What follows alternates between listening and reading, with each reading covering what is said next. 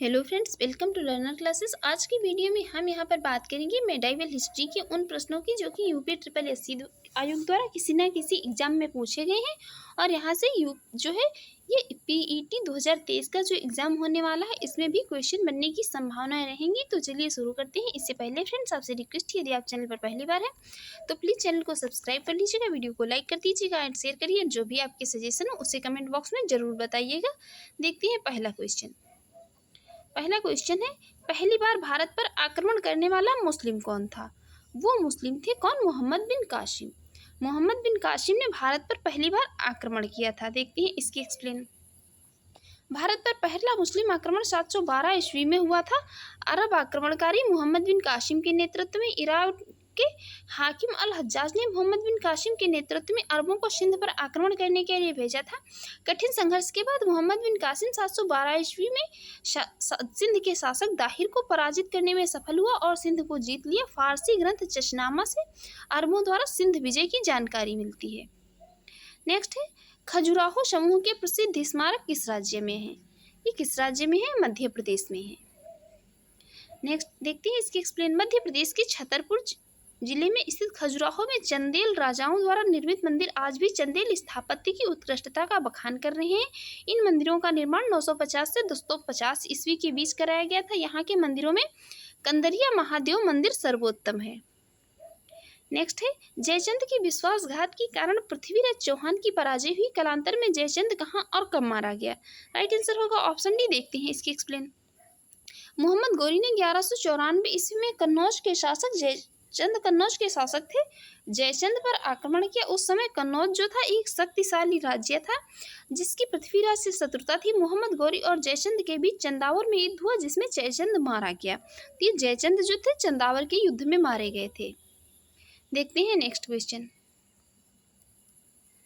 Question है, मोहम्मद गौरी किस वर्ष पृथ्वीराज तृतीय से पराजित हुए थे? ये हुए थे 1191 ईस्वी में। देखते हैं इसके एक्सप्लेन। मोहम्मद गौरी 1191 में तराइन के प्रथम युद्ध में पृथ्वीराज तृतीय से पराजित हुए। इसके पश्चात तराइन के द्वितीय युद्ध जो कि 1192 में हुआ, मोहम्मद गौरी ने पृथ्वीराज तृतीय को पराजित कर दिया। नेक्स्ट है, अमीर खुसरो का जन्म स्थान। अमीर खुसरो का जन्म स्थान कहाँ है? यह है कासगंज में।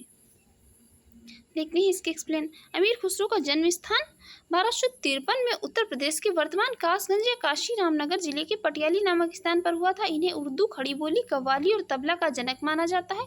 इन्होंने किरान उश्शादीन, मिफ्ता उल फुतूह, नूह शिपाशर, तुगलकनामा, खजाइन उल फुतूह आदि ग्रंथों की रचना की थी। इन्हें तूतीय हिंद या भारत का तोता भी कहा जाता है। नेक्स्ट है, अमीर खुसरो जिन्हें कव्वाली का पिता एवं भारत का तोता भी कहा जाता है, किसके दरबार में दरबारी कवि थे? ये दरबारी कवि थे किसके? अलाउद्दीन खिलजी के दरबारी कवि थे। नेक्स्ट है, लौह और रक्त की नीति किसने अपनाई थी? इसको अपनाने वाला था बलबन। बलबन ने रक्त और लौह की नीति अपनाई थी। देखते हैं इसके एक्सप्लेन।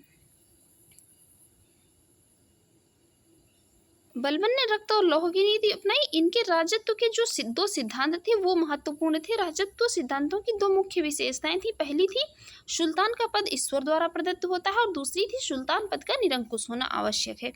ये बलबन के राजत्व सिद्धांत जो था इसकी दो इम्पोर्टेंट विशेषताएं थी। नेक्स्ट है, अलाई दरवाजा किस विश्व विरासत स्थल में है? ये है कहाँ पर? कुतुब मीनार में। अलाई दरवाजा कुतुब मीनार में है। देखते हैं इसके एक्सप्लेन। नई दिल्ली में स्थित है। अलाई दरवाजा का निर्माण सुल्तान अलाउद्दीन खिलजी ने कुतुब मीनार के निकट करवाया था। इसका निर्माण लाल पत्थरों तथा संगमरमर के द्वारा कराया गया। अलाई दरवाजा कुतुब मीनार विश्व विरासत स्थल सूची में है। यह प्रारंभिक तुर्की कला का एक श्रेष्ठ नमूना है। इसके अलावा अलाउद्दीन ने सीरी के किले हजार सिंतून महल का निर्माण भी कराया था। देखते हैं इसके नेक्स्ट। अलाउद्दीन खिलजी द्वारा बनाया गया प्रसिद्ध अलाई दरवाजा कहाँ पर स्थित है? ये नई दिल्ली में स्थित है। नेक्स्ट है, दिल्ली में अलाउद्दीन खिलजी के शासनकाल की अवधि क्या थी? इनके शासनकाल की अवधि थी 1296 से 1316 तक।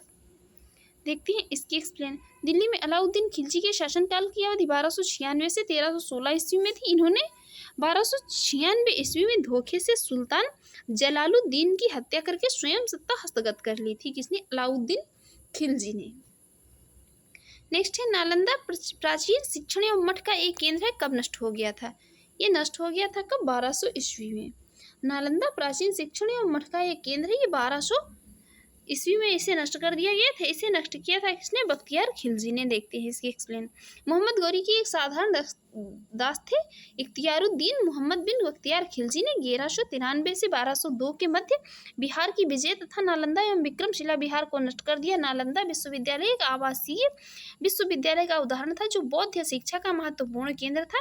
यद्यपि नालंदा एवं विक्रमशिला शिक्षण केंद्र पर आक्रमण जो है इस पर कई बार आक्रमण हुए थे, इसे बख्तियार खिलजी ने नष्ट किया था। देखते हैं नेक्स्ट क्वेश्चन।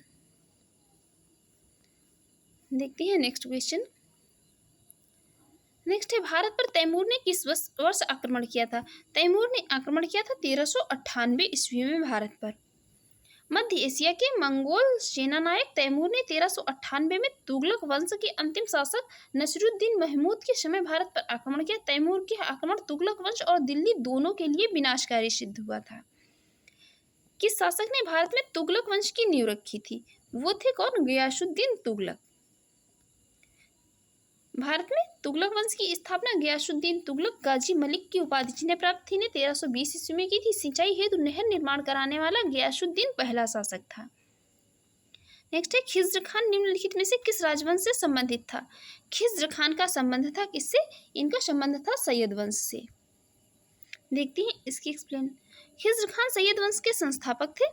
यह 1414 ईस्वी में दिल्ली की राजगद्दी पर बैठा और 1421 ईस्वी में खिज्र खान की मृत्यु हो गई। किसके शासनकाल में इब्न बतूता भारत आया था? तो ये एमबीटी मोहम्मद बिन तुगलक की मतलब इनके शासनकाल में भारत आया था। मोरक्को का यात्री था इब्न बतूता। मोहम्मद बिन तुगलक के शासनकाल में भारत आया। मोहम्मद बिन तुगलक ने उसे राजदूत बनाकर चीन भेजा। इब्न बतूता का यात्रा वृत्तांत है रेहला के नाम से जाना जाता है, जिसका नाम है रेहला। किस वर्ष बाबर ने सुल्तान इब्राहिम लोदी को पानीपत की लड़ाई में पराजित किया था? ये क्या था? कब? 1526 में हुआ था पानीपत का युद्ध। देखते हैं इसकी एक्सप्लेन। 21 अप्रैल 1526 को बाबर और इब्राहिम लोदी के बीच पानीपत का प्रथम युद्ध हुआ। बाबर के तोपखाने ने इस युद्ध में आश्चर्यजनक कार्य की। इब्राहिम लोदी की सेना संख्या में अधिक होते हुए भी पराजित हुई और इब्राहिम लोदी रण क्षेत्र में मारा गया। फलस्वरूप दिल्ली और आगरा पर बाबर का अधिकार हो गया था। नेक्स्ट है निम्नलिखित में से कौन दिल्ली सल्तनत के इतिहास का लेखक नहीं था? दिल्ली सल्तनत के इतिहास के लेखक नहीं थे तो अब्बास खां शरवानी जो थे, बाकी अमीर खुसरो, जियाउद्दीन बर्नी और मिनहाज उस सिराज, ये सभी दिल्ली सल्तनत के इतिहास के लेखक थे। नेक्स्ट है विजयनगर साम्राज्य के संस्थापक कौन थे? विजयनगर साम्राज्य की स्थापना हरिहर एवं बुक्का दोनों ने की थी। तो यहाँ पर जो है हम इसका कोई भी आंसर नहीं दे सकते हैं। देखते हैं इसकी एक्सप्लेन। विजयनगर साम्राज्य की स्थापना 1336 ईस्वी हरिहर एवं बुक्का नामक भाइयों ने मिलकर की थी। उन्होंने संगम वंश की नींव रखी एवं शासन किए। यद्यपि हरिहर प्रथम शासक था, परंतु विजयनगर साम्राज्य की स्थापना हरिहर एवं बुक्का दोनों ने मिलकर की थी। नेक्स्ट है विजयनगर राज्य किस नदी के किनारे स्थित था? ये स्थित था तुंगभद्रा नदी के किनारे। राइट आंसर होगा ऑप्शन सी, तुंगभद्रा नदी के किनारे स्थित था विजयनगर साम्राज्य। कृष्णा नदी की सहायक नदी तुंगभद्रा नदी के तट पर हरिहर एवं बुक्का नामक दो भाइयों ने 1336 ईस्वी में विजयनगर राज्य की स्थापना की। विजयनगर का वर्तमान नाम है हम्पी। इस साम्राज्य पर 4 राजवंशों संगम वंश, शाल्यू वंश, तुलु वंश और आरबिडू वंश ने लगभग 300 वर्षों तक शासन किया था। विजयनगर साम्राज्य का सबसे प्रसिद्ध राजा थे कौन? कृष्णदेव राय। विजयनगर साम्राज्य का उनके कार्यकाल में भव्यता के शिखर पर पहुंच गया था। देखते हैं नेक्स्ट क्वेश्चन। नेक्स्ट क्वेश्चन है यहाँ पर तुलु वंश की स्थापना किसने की थी? तुलु वंश की स्थापना करने वाले थे वीर नरसिंह। वीर नरसिंह ने तुलु राजवंश की स्थापना की थी। देखते हैं इसकी एक्सप्लेन। तुलु राजवंश की स्थापना 1505 ईस्वी में हुई थी वीर नरसिंह तुलु के द्वारा। वीर नरसिंह ने तुलु वंश की स्थापना जो है 1505 ईस्वी में की थी और वीर नरसिंह तुलु ने 1509 ईस्वी तक विजयनगर पर शासन किया। तत्पश्चात उसके भाई थे कृष्णदेव राय। कृष्णदेव राय ने 1509 से 1529 तक शासन किया। कृष्णदेव राय के समय में विजयनगर साम्राज्य ऐश्वर्य और शक्ति की चरम सीमा पर था। कृष्णदेव राय ने जो है ये नागलपुर, जो कि तेलुगु भाषा में है, नामक एक नवीन नगर बसाया। अमुक्त माल्यद तेलुगु भाषा में नामक ये अमुक्तमाल्यद जो है तेलुगु भाषा का एक ग्रंथ है। इसकी रचना की मुगल शासक बाबर ने भी अपनी आत्मकथा में कृष्णदेव राय को भारत का सर्वाधिक शक्तिशाली शासक बताया था। नेक्स्ट है, किस प्राचीन साम्राज्य में महिलाएं कुश्ती में भाग लेती थी? वो लेती थी किसमें? विजयनगर साम्राज्य में। विजयनगर साम्राज्य में महिलाएं जो थी तो वो कुश्ती में भाग लेती थी। इनको कुश्ती में भाग लेने के अधिकार प्राप्त थे। देखते हैं इसकी एक्सप्लेन। विजयनगर साम्राज्य में स्त्रियों को समाज में सम्मान प्राप्त था। इस काल में स्त्रियों को शिक्षा प्राप्त करने का अधिकार था। उनको राज्य सेवा में भी स्थान प्राप्त होता था। वे संगीत, नृत्य और ललित कलाओं के अतिरिक्त शस्त्र विद्या में भी भाग लेती थी। पायस के अनुसार कुश्ती लोकप्रिय खेल था या पुरुषों और महिलाओं में समान रूप से प्रचलित था। स्त्रियां अंगरक्षिका और सुरक्षा कर्मी के रूप में नियुक्त की जाती थी। वह युद्ध क्षेत्र में भी जाती थी। अब हम बात करेंगे, अभी तक हम देख रहे थे यहाँ पर दिल्ली सल्तनत के क्वेश्चंस को। अब हम बात करेंगे मुगल साम्राज्य क्वेश्चंस की। जो भी मुगल साम्राज्य से बनने वाले क्वेश्चन है उनको देखेंगे। पहला क्वेश्चन, निम्न में से किस शासक की मृत्यु उसके पुस्तकालय की सीढ़ियों से गिरकर हुई थी? तो ये हुई थी किसकी? हुमायूं की। हुमायूं की मृत्यु जो है ये उसके पुस्तकालय से सीढ़ियों से गिरकर हुई थी। देखते हैं इसकी एक्सप्लेन। हुमायूं की मृत्यु दिल्ली में दीन पनाह नगर में स्थित पुस्तकालय था इनका, इसकी सीढ़ियों से गिरकर हुई थी। लेन पुल ने हुमायूं पर टिप्पणी करते हुए कहा, लेन पुल ने हुमायूं पर एक टिप्पणी दी और कहा, हुमायूं जीवन भर लड़खड़ाता रहा और लड़खड़ाते हुए अपनी जान दे दी। किसने? हुमायूं ने। नेक्स्ट है, हुमायूं की दुर्घटना में आकस्मिक मृत्यु के उपरांत उनके बेटी अकबर को कहाँ मुगल सिंहासन पर बिठाया गया था? ये बिठाया गया था कहाँ पर? कलानौर में। हुमायूं की दीन ए पनाह पुस्तकालय की सीढ़ियों से उतरते समय जनवरी 1556 में मृत्यु हो गई थी। हुमायूं की मृत्यु के बाद 14 फरवरी 1556 को अकबर का कलानौर में राज्याभिषेक कराया गया। इस समय अकबर की आयु 14 वर्ष से कम थी। अपने पिता की मृत्यु के समय अकबर अपने शिक्षक जो थी बैरम खां के साथ या संरक्षक बैरम खां के साथ कलानौर में था। नेक्स्ट है, निम्नलिखित में से किन सम्राटों के शासनकाल में भारत का पहला मुद्रा रुपया मुद्रित हुआ था? ये किसके शासनकाल में?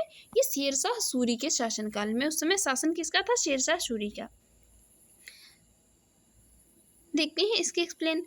1540 से 1545 के शासनकाल में भारत का पहला मुद्रा रुपया मुद्रित हुआ शासन था। शेरशाह सूरी का अफगान शासक था। इसका वजन था 178 ग्राम। यह रुपया चांदी का था। नेक्स्ट है, निम्न में से किसने भूमि मापांकन की व्यवस्था प्रारंभ की थी? तो भूमि मापांकन व्यवस्था प्रारंभ करने वाला था कौन? शेरशाह। देखते हैं इसकी एक्सप्लेन। शेरशाह सूरी ने भूमि मापांकन की व्यवस्था प्रारंभ की थी। उसे गज सिकंदरी द्वारा भूमि की पैमाइश कराई। जिसके द्वारा पैमाइश भूमि की कराई जाती थी उसे कहा जाता था गज सिकंदरी। उपज के आधार पर भूमि को उत्तम, मध्यम और निकृष्ट 3 श्रेणियों में बांटा था। नेक्स्ट है, जलालुद्दीन मोहम्मद किस नाम से प्रसिद्ध था? ये नाम था किसका? अकबर का, जलालुद्दीन मोहम्मद। देखते हैं नेक्स्ट इसकी एक्सप्लेन। अकबर का पूरा नाम जलालुद्दीन मोहम्मद अकबर था। वह मुगल साम्राज्य का सबसे प्रसिद्ध बादशाह था। अकबर भारत में मुगल वंश का तीसरा शासक था। सम्राट जो है अकबर मुगल साम्राज्य के संस्थापक जहीरुद्दीन मोहम्मद बाबर का पौत्र और हुमायूं का पुत्र था। नेक्स्ट है, प्रारंभ में अकबर का संरक्षक कौन था? तो प्रारंभ में अकबर के संरक्षक थे कौन? बैरम खां अकबर के संरक्षक थे। देखते हैं इसकी एक्सप्लेन। अकबर का जन्म हुआ था 1542 में अमरकोट के राजा बीरसाल के महल में हुआ था। उसका राज्याभिषेक हुआ। उस समय उसकी आयु 14 वर्ष से कम थी। बैरम खां अकबर का संरक्षक बना। अकबर ने उसे अपना वकील वजीर नियुक्त किया तथा उसे खाना की उपाधि दी। नेक्स्ट है, पानीपत का द्वितीय युद्ध किनके बीच लड़ा गया था? ये पानीपत का द्वितीय युद्ध लड़ा गया था अकबर एवं हेमू के बीच में। अकबर और हेमू को याद रखिए। पानीपत का द्वितीय युद्ध हुआ कब था? हरियाणा में हुआ था 5 नवंबर 1556 को। अकबर एवं हेमू, जिन्हें हेमचंद विक्रमादित्य भी कहा जाता था, के बीच लड़ा गया और इसमें हेमू की पराजय हुई थी। पराजित जो है हेमू हुआ था तथा बैरम खां ने उसकी हत्या कर दी थी। हेमू आदिल शाह का वजीर एवं सेनापति था। आदिल शाह की तरफ से उसने 24 युद्धों में भाग लिया था, जिसमें से 22 में उसे विजय प्राप्त हुई थी और 2 में उसे जो है पराजय का सामना करना पड़ा था। नेक्स्ट है, अकबर के नवरत्न के बारे में इनमें से कौन सा सही ढंग से मेल नहीं खाता है? तो ये जो थे राजा मान सिंह व अकबर के वित्त मंत्री, यही मेल नहीं खाता है। बाकी यहाँ पर सभी जो है सही हैं। देखते हैं इसके एक्सप्लेन। अकबर के राज दरबार के नौरत्नों में राजा मानसिंह अकबर के सेनापति थे, ना कि वित्त मंत्री थे। राजा मानसिंह जयपुर राजघराना के कछवाह वंश के शासक थे।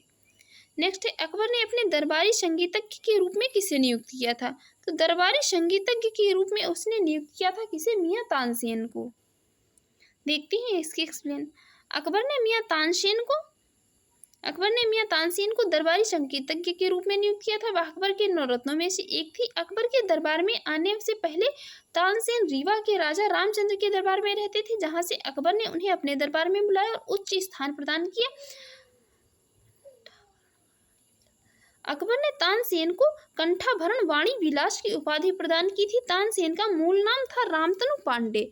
उनका मकबरा ग्वालियर में स्थित है। नेक्स्ट क्वेश्चन है, अकबर के दरबार में प्रसिद्ध कवि थे। अकबर के दरबार के प्रसिद्ध कवि थे रहीम खान।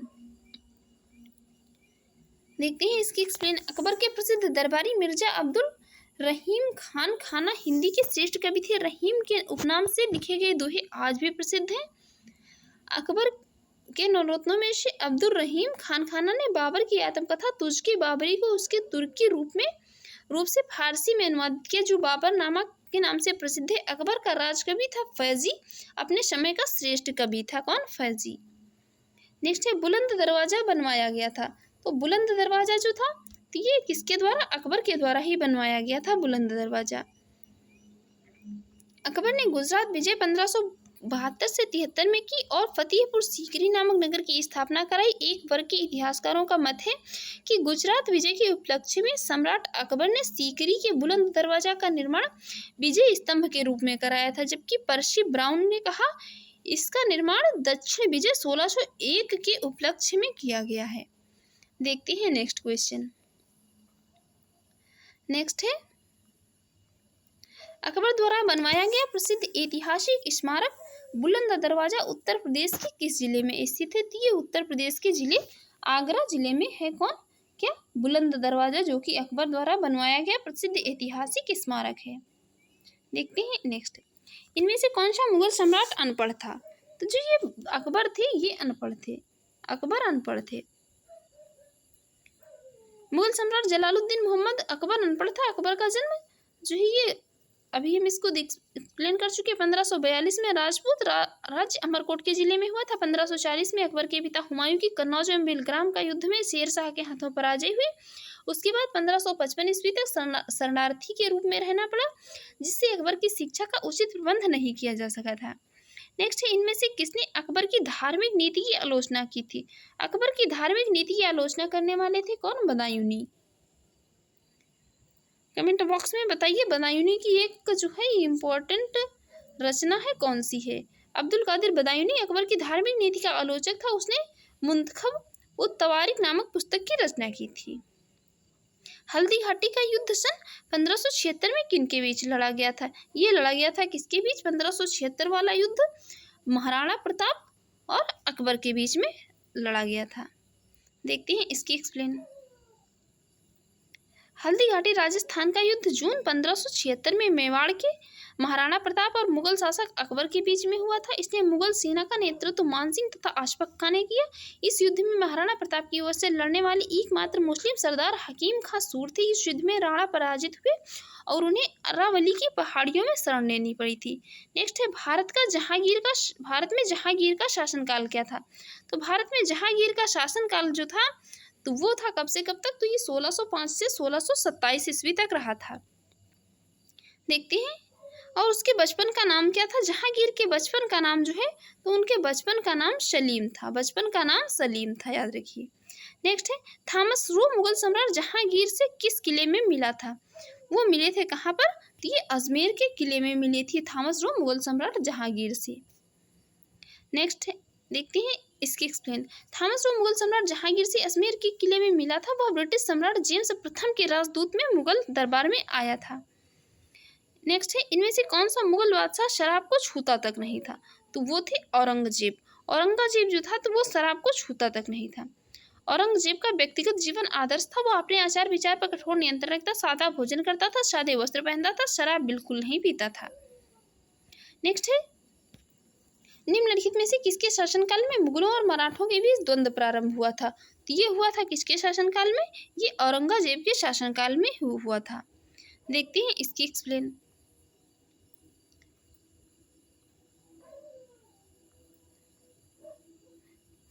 1656 में शाहजहां के शासनकाल में सर्वप्रथम शिवाजी के नेतृत्व में मराठों ने मुगल क्षेत्र पर आक्रमण किया, लेकिन मराठों या मुगलों में प्रत्यक्ष संघर्ष औरंगजेब के शासनकाल में हुआ। 1565 ईस्वी में पुरंदर के युद्ध में शिवाजी का सामना मुगल सेनापति जयसिंह से हुआ। आगे चलकर 1680 से 1707 तक मुगलों के खिलाफ मराठों का स्वतंत्रता संघर्ष चलता रहा। नेक्स्ट है औरंगजेब का पुत्र था। औरंगजेब के पुत्र थे कौन? शाहजहां। शाहजहां औरंगजेब के पुत्र थे। नेक्स्ट है औरंगजेब, देख लेते हैं इसकी एक्सप्लेन। औरंगजेब मुगल बादशाह शाहजहां और मुमताज महल का पुत्र था। इसका 2 बार राज्याभिषेक हुआ। इसके शासनकाल में सर्वाधिक हिंदू सेनापति थे। शासनकाल था 1558 से लेकर 1707 ईस्वी तक का शासनकाल था औरंगजेब का। नेक्स्ट है ताजमहल के सुलेखक या कैलीग्राफर ने 1648 में इसकी रचना की और पूरा किया, तो वो किसकी? ये अमानत खान सिराजी की। देखते हैं इसकी एक्सप्लेन। शाहजहां ने अपनी प्रिय पत्नी थी, शाहजहां की प्रिय पत्नी थी जिन्हें कि बाद में मुमताज महल कहा गया। उनका नाम क्या था? अर्जुमंद बानो बेगम की याद में ताजमहल का निर्माण करवाया। अमानत खान सिराजी ताजमहल का कैलीग्राफर था। ताजमहल के डिजाइनर का नाम उस्ताद अहमद लाहौरी था।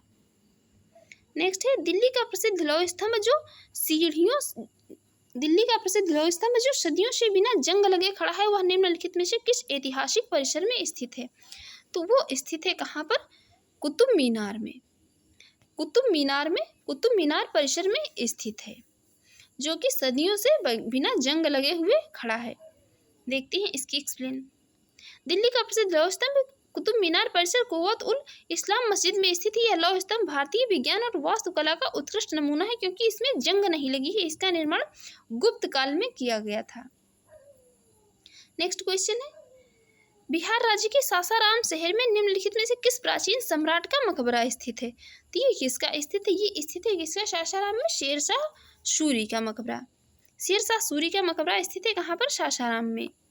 देखते हैं बिहार के सासाराम में। नेक्स्ट है प्रसिद्ध चित्रकार मीर सैयद अली चित्रकारी हेतु किस मुगल शासक के सहयोगी थे? ये किसके सहयोगी थे? ये सहयोगी थे हुमायूं के।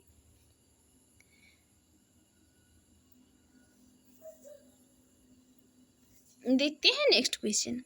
नेक्स्ट क्वेश्चन है विश्व प्रसिद्ध मोर सिंहासन का निर्माण उसकी लाल किले में स्थापना निम्न में से किस मुगल शासक ने की थी? वो मुगल शासक कौन था? वो मुगल शासक था शाहजहां। शाहजहां ने विश्व प्रसिद्ध मोर सिंहासन का निर्माण और उसकी लाल किले में स्थापना की थी। देखते हैं इसकी एक्सप्लेन। शाहजहां ने दिल्ली में शाहजहानाबाद में एक किला बनवाया था, जो लाल बलुआ पत्थर से निर्मित होने के कारण इसे लाल किले के नाम से जाना जाता है। इसी किले में प्रसिद्ध तख्ते हाउस रखा गया था, जिसे मयूर सिंहासन या मोर सिंहासन कहा जाता है। और इसे लूटकर कौन ले गया था? तो वो लूटकर ले गया था किससे? मोहम्मद शाह रंगीला से नादिर शाह। देखते हैं नेक्स्ट है दिल्ली में कुतुब मीनार दुनिया की सबसे ऊंची ईंट की बनी मीनार। इनमें से कौन से राजा ने इसके निर्माण में जो है योगदान नहीं दिया था? दिल्ली में कुतुब मीनार दुनिया की सबसे ऊंची ईंट की बनी मीनार है। इसमें से ये 4 राजाओं के नाम दिए हैं, इनमें से किसने इसके निर्माण में योगदान नहीं दिया था? तो वो था कौन? अलाउद्दीन खिलजी। अलाउद्दीन खिलजी ने इसके निर्माण में योगदान नहीं दिया था।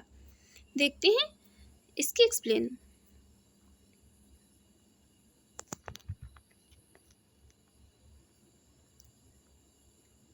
दिल्ली में स्थित कुतुब मीनार का निर्माण कुतुबुद्दीन ऐबक ने प्रारंभ करवाया था। कुतुबुद्दीन ऐबक ने इसका निर्माण प्रारंभ कराया था। सुल्तान इल्तुतमिश के कार्यकाल में इसका निर्माण पूर्ण कराया गया। फिरोज शाह तुगलक के शासनकाल में बिजली गिरने से इसकी चौथी मंजिल क्षतिग्रस्त हो गई थी, तथा फिरोज शाह ने उसे तुड़वाकर इसके स्थान पर 2 मंजिलों का निर्माण करवाया था। जब 1 मंजिल को तुड़वाया था तो 2 मंजिलों का निर्माण करवाया था। इस प्रकार कुतुब मीनार में 4 मंजिलों के स्थान पर 5 मंजिलें बन गई थी, जो आज भी विद्यमान है। स्पष्ट है कि कुतुब मीनार के निर्माण में अलाउद्दीन खिलजी का कोई योगदान नहीं था। नेक्स्ट है कुतुब मीनार स्थित है, तो इसकी स्थित कहाँ है? ये स्थित है दिल्ली में है कुतुब मीनार। नेक्स्ट है पंचमहल किस में स्थित है? तो पंचमहल है कहाँ? ये फतेहपुर सीकरी में है पंचमहल। पंचमहल का निर्माण मुगल बादशाह अकबर द्वारा करवाया गया था। इस इमारत का निर्माण फतेहपुर सीकरी के अंदर किया गया। नेक्स्ट है, निम्नलिखित में से किस मुगल सम्राट द्वारा आगरा के किले का निर्माण करवाया गया? तो आगरा के किले का निर्माण करवाया गया था किसके द्वारा? अकबर के द्वारा। आगरा के किले का निर्माण मुगल सम्राट अकबर के द्वारा करवाया गया। अकबर ने अपने शासनकाल में दीवाने आम, दीवाने खास, पंचमहल, तुर्की सुल्ताना का महल, जोधाबाई का महल आदि इमारतों का निर्माण फतेहपुर सीकरी में करवाया। ये दीवाने आम, दीवाने खास, पंचमहल, तुर्की सुल्ताना का महल, जोधाबाई का महल, ये सभी इमारतें कहाँ हैं? फतेहपुर सीकरी में है। नेक्स्ट है, दिल्ली स्थित प्रसिद्ध हुमायूं के मकबरे का वास्तुकार कौन था? इसके वास्तुकार थे कौन? इसके वास्तुकार थे मिराग मिर्जा घियात। देखते हैं इसकी एक्सप्लेन। दिल्ली के प्रसिद्ध हुमायूं के मकबरे का वास्तुकार मिराग मिर्जा घियास थे, जिन्हें अफगानिस्तान के हेरात शहर में बुलाया गया था। यह मकबरा हुमायूं की विधवा बेगम थी, जिनका नाम था हमीदा बानो, ने बनवाया था। ये 4 बाग शैली में बना है। ये शैली, इसकी याद रखिए, 4 बाग शैली में बना है। वर्ष 1993 में इसे यूनेस्को द्वारा विश्व धरोहर स्थल घोषित किया गया है। नेक्स्ट है, मुगल वंश के पहले सम्राट बाबर ने अपनी देशीय भाषा चगताई तुर्की में अपनी आत्मकथा लिखी। इस पुस्तक का क्या नाम है? इस पुस्तक का नाम है क्या? बाबरनामा। देखते हैं एक्सप्लेन। मुगल साम्राज्य की आधारशिला रखने